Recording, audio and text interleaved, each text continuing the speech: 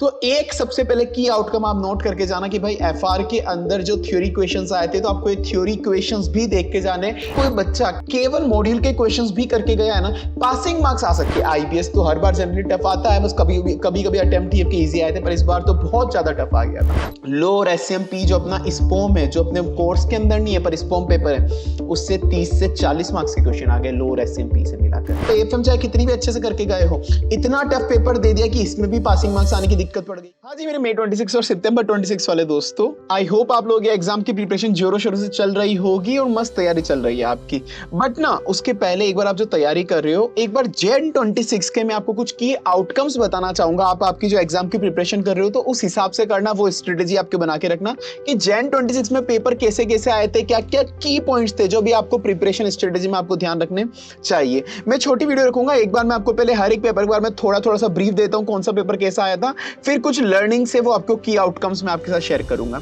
सबसे पहले अपन बात करते हैं एफआर और एएफएम की। देखो एफआर की अगर मैं बात करता हूं, एफआर का पेपर अबव एवरेज आया था, और अबव एवरेज पेपर भी मतलब मेन इसलिए मैं बोल रहा हूं, वैसे तो सारे क्वेश्चन मॉड्यूल्स के ही आए थे पर इस बार थ्योरी क्वेश्चंस थोड़े से ज्यादा दे दिए थे। तो एक सबसे पहले की आउटकम आप नोट करके जाना कि भाई एफआर के अंदर जो थ्योरी क्वेश्चंस आए थे तो आपको ये थ्योरी क्वेश्चंस भी देख के जाने। एक चीज याद ध्यान रखना, क्योंकि बच्चे जनरली आईसीआई का ट्रेंड भी नहीं है हालांकि कि वो थ्योरी ज्यादा पूछे, पर इन्होंने इस बार एफआर के अंदर थ्योरी भी पूछ ली। तो इस बार एक मेन की आउटकम आप ये ध्यान रख के जाना कि भाई एफआर के अंदर थ्योरी क्वेश्चंस भी आते हैं। थोड़ा सा लेंथी पेपर था तो इसके अपन अभी नीचे बात करेंगे। एफआर का पेपर ठीक है मैनेजेबल था, बट थ्योरी क्वेश्चंस और लेंथी था, इस वजह से इशू हो गया। बाकी सबसे ज्यादा क्वेश्चंस मॉड्यूल के क्वेश्चंस ही थे, मॉड्यूल के डायरेक्ट क्वेश्चन फिगर्स चेंज करके आ गए थे। ठीक, एफएम की बात करूं तो अभी तक का न्यू कोर्स का सबसे टफेस्ट पेपर था। बहुत से अनएक्सपेक्टेड न्यू क्वेश्चंस इसमें आपको देखने को मिले हैं, पर माना कि टफेस्ट क्वेश्चन टफेस्ट पेपर तो था, बट फिर भी अगर कोई बच्चा केवल मॉड्यूल के क्वेश्चंस भी करके गया है ना, पासिंग मार्क्स आ सकते हैं। देखो मैं ये नहीं बोल रहा कि रैंक आ जाएगी, एग्जामिनेशन आ जाएगी केवल एक मॉड्यूल क्वेश्चन, पर आपके पास होने से कोई अगर आपको नहीं रोक पाएगा अगर आपके मॉड्यूल के क्वेश्चन से भी एटलीस्ट आपका अच्छी उन पे पकड़े, अच्छी ग्रिप है आपके मॉड्यूल के क्वेश्चंस पे, तो पासिंग मार्क्स आपको मॉड्यूल के क्वेश्चन से मिल जाते हैं। बाकी बहुत नया क्वेश्चन था, बहुत नया पेपर था, सब कुछ नया था।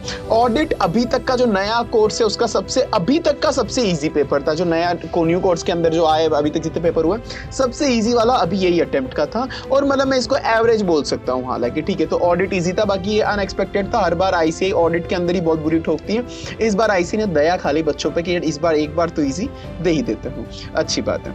अब डीटी आईडीटी की बात करते हैं। डीटी का पेपर ओके एवरेज पेपर था, मतलब ठीक है मैनेजेबल था।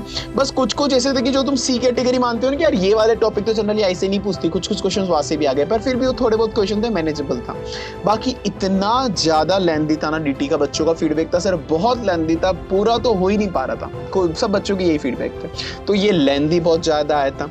आईडीटी का जो आईडीटी सब्जेक्ट आज तक मैंने जीवन में जितने पेपर आज तक एनालाइज करे, आज तक जीवन में कभी कोई टफ पेपर नहीं देखा आईडीटी का आज तक। पहली बार आईडीटी का हाईएस्ट मतलब सबसे टफेस्ट पेपर आईडीटी का पूछ लिया, जो बच्चों को बिल्कुल हाईली अनएक्सपेक्टेड था। सारे अनएक्सपेक्टेड टॉपिक्स की जो लोग बोलते हैं ना कि यार ये टॉपिक्स तो क्यों ही करने हैं, मतलब तुम बच्चे भी छोड़ के ले जाते हो, और सही में मतलब वो कुछ टॉपिक्स होते भी ऐसे कि देख के लगता है कि हटाओ इससे थोड़ा क्वेश्चन आता है, वो सारे अनएक्सपेक्टेड टॉपिक्स पूछ लिए। पेपर भी बहुत टफ था, लेंथी भी था, इंटरलिंकिंग क्वेश्चन भी थे कि एक ही क्वेश्चन में सारे कॉन्सेप्ट घुसा दिए थे, अमेंडमेंट्स भी टेस्ट करे थे, तो इस बार बहुत ज्यादा दिक्कत वाला था इस बार आईडीटी। ये आपको ध्यान रखना है कि आप जिसको अनएक्सपेक्टेड मतलब इजी मानते हो ना आप, वो भी हार्ड आ सकता है, ध्यान रखना अब आपको। तो अब इसके नीचे अपन सारे आउटकम्स की बात करेंगे। IBS one of the toughest paper अभी तक का। ये आईबीएस तो हर बार जनरली टफ आता है, बस कभी अटेम्प्ट ही इजी आए थे, पर इस बार तो बहुत ज्यादा टफ आ गया था। एक ही क्वेश्चन के अंदर सारे इंटीग्रेट करके सारे क्वेश्चन पूछ लिए, सारे के सारे सब्जेक्ट के एक ही क्वेश्चन में पूछ लिए थे। और सबसे मेन बात, लो और एसएमपी जो अपना स्पोम है, जो अपने कोर्स के अंदर नहीं है पर स्पोम पेपर है, उससे 30 से 40 मार्क्स के क्वेश्चन आ गए लो और एसएमपी से मिलाकर। तो आइए ये एक पेपर का ओवरव्यू था। अब इससे क्या कुछ लर्निंग है वो आप देखो। सबसे पहले तो जो बच्चे पहली लर्निंग है कि आप जो बच्चों का मैंने देखा था, कुछ बच्चे पता है एग्जाम कैसे देखने गए थे कि हमारा मेन फोकस पूरा एएफएम पे है, हम सबसे ज्यादा सही से मतलब एक काम करते हैं, एएफएम को पकड़ के चले जाते हैं, एएफएम तो इजी आता है, एएफएम पे हम एग्जाम्शन लेंगे, एएफएम पे एग्जाम्शन एम कर लेंगे, और ऑडिट में केवल पासिंग मार्क्स एम कर लेंगे। ऑडिट को ज्यादा ध्यान देके नहीं गए थे, ऑडिट में केवल पासिंग मार्क्स लेंगे, ज्यादा ध्यान नहीं देके गए, तो ग्रुप 1 ऐसे करके निकाल लेंगे।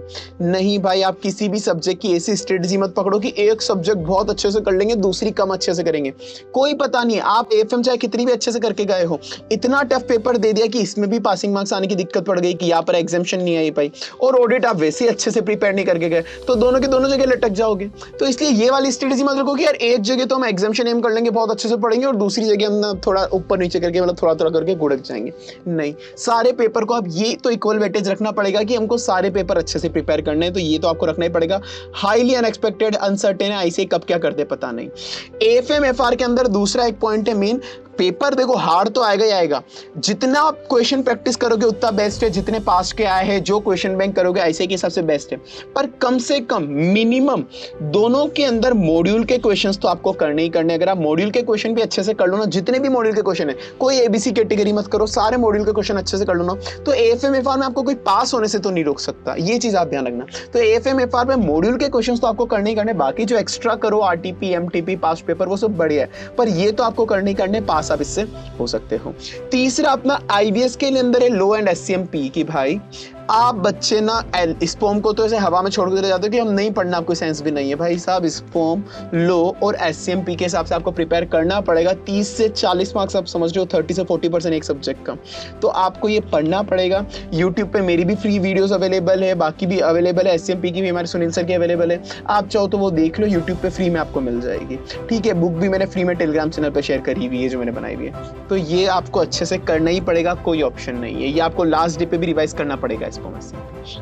डीटीआईडीटी के अंदर स्पेशली आपको ध्यान रखना है कि डीटीआईडीटी के अंदर बच्चे क्या करते हैं कि क्वेश्चंस प्रैक्टिस पे बहुत ज्यादा फोकस करते हैं। देखो क्वेश्चन प्रैक्टिस ऑफ कोर्स करनी होती है, पर कुछ बच्चे कॉन्सेप्ट पे कम ध्यान देते हैं और क्वेश्चन प्रैक्टिस पे ज्यादा देते हैं। नहीं, डीटीआई वैसे तो सारी सब्जेक्ट का मैं बोल रहा हूँ, सारी सब्जेक्ट में कॉन्सेप्ट क्लैरिटी होनी चाहिए, पर स्पेसिफिकली डीटीआईडीटी में ज्यादा आप फोकस कॉन्सेप्ट पे रखो कि कॉन्सेप्ट कैसा है, क्योंकि हर अनएक्सपेक्टेड टॉपिक अनएक्सपेक्टेड क्वेश्चंस आ रहे हैं, तो अगर आपके कॉन्सेप्ट क्लियर है तो ही आप वो कर पाओगे। तो डीटीआईडीटी में हर बार नए तरह के क्वेश्चन ही बनते हैं जनरली, तो इसीलिए अमेंडमेंट्स पे ज्यादा ध्यान रखो और कॉन्सेप्ट पे ज्यादा ध्यान रखो। थोड़े बहुत क्वेश्चन आप प्रैक्टिस के लिए रख लो, तो इनमें कॉन्सेप्ट में आपको क्लैरिटी ज्यादा चाहिए रेदर देन क्वेश्चन सॉल्विंग, ये ध्यान रखना। अब उसके बाद मैंने कहा कि भाई पेपर तुम्हारे बहुत से लेंदी था, ये भी लेंदी था, ये भी लेंदी था, तो इसका क्या सॉल्यूशन है? देखो लेंदी पेपर का एक ही सॉल्यूशन होता है, आपकी रिटन प्रैक्टिस। अभी बहुत टाइम है आपके पास, अभी से आप रिटन प्रैक्टिस थोड़ी बहुत शुरू करो, यानी कि सभी चीज लिख के करो, नहीं सब नहीं, एटलीस्ट आप जो भी चैप्टर कर रहे हो उस चैप्टर के आपको लगता है कि यार ये इंपॉर्टेंट क्वेश्चन है, एक दो हर एक चैप्टर से एक दो इंपॉर्टेंट क्वेश्चन कर लो।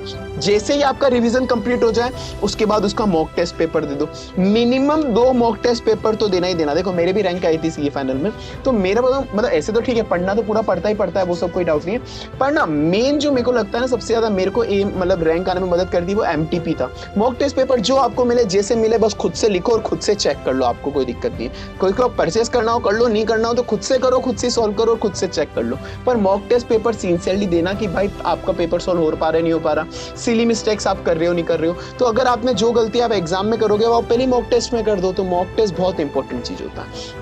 एक और चीज, कोई भी टॉपिक आप पूरा का पूरा भी स्किप मत करो कि यार ये वाला इंडेक्स है, ये वाला इंडेक्स तो बिल्कुल आता ही नहीं है, 110 है फेयर वैल्यू वाला, इसके तो क्वेश्चंस ही नहीं बनते या कुछ भी वोटेवर। अरे नहीं यार, क्यों करना है? अब ऐसे ही बहुत अनप्रेडिक्टेबल हो गया, ये पुराने कोर्स वाले जमाने के बच्चे तो होते हैं ना, वो तुमको बताते रहते हैं सब कि ये कर लो, ये कर लो, ये कर लो, ये छोड़ दो, ये छोड़ दो। अब ये ऐसे ही बहुत अनसर्टेन है, कहीं पे भी कुछ भी पूछ लेगा।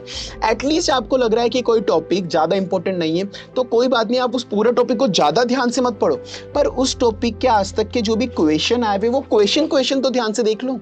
जो भी आपको लग रहा है सी कैटेगरी टॉपिक है, सी कैटेगरी टॉपिक, उसके एटलीस्ट क्वेश्चन ध्यान से देख लो। आप चाहे कॉन्सेप्ट में ज्यादा डीप में मत घुसो, और मोस्टली यही होता है कि सी कैटेगरी के जो टॉपिक होते हैं उससे क्वेश्चंस रिपीट हो जाते हैं, तो वो चीज ध्यान रखना। और सेलेक्टिव स्टडी जो होता है ना, सब बोलते हैं कि 1.5 डे के हिसाब से पढ़ो, 1 पॉइंट ज्यादा मत पढ़ो। सुनो मेरी बात, 1.5 डे के हिसाब से पढ़ना है, ये बात तो सही है, पर इसके चक्कर में क्या करते हो आप, एग्जाम के पहले कम से कम आप 3 रिवीजन तो करते ही करते हो, ठीक है ना। इन 3 रिवीजन में सेलेक्टिव स्टडी नहीं करनी, जितना हो सकता है 3-4 रिवीजन में पूरा का पूरा सिलेबस करो, पूरा का पूरा करो।